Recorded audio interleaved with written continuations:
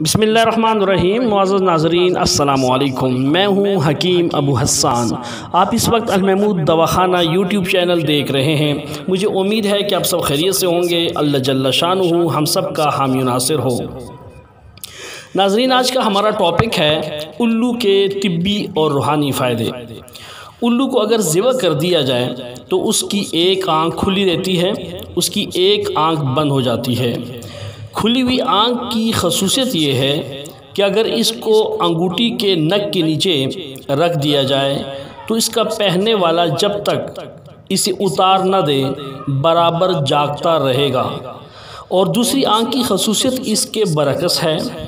اسی طرح اگر کسی الو کا دل سونے کی حالت میں کسی عورت کے بائیں ہاتھ پر رکھ دیا جائے تو اس عورت نے دن میں جو کام کیے ہوں گے وہ بتا دے گی۔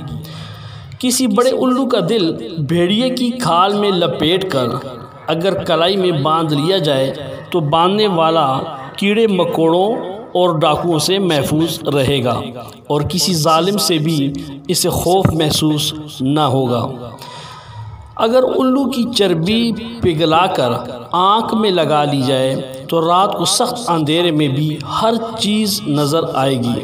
یہ بات یاد رکھنی چاہیے کہ الو کا گوشت دل و دماغ کو نقصان دیتا ہے، اور اس کا گوشت کھانے سے آدمی پاگل ہو جاتا ہے۔ اگر کسی کو لقوہ ہو گیا تو الو کو ذبح کر کے فوراً ہی اس کا دل لقوہ زدہ جگہ پر لگانا مفید ہے۔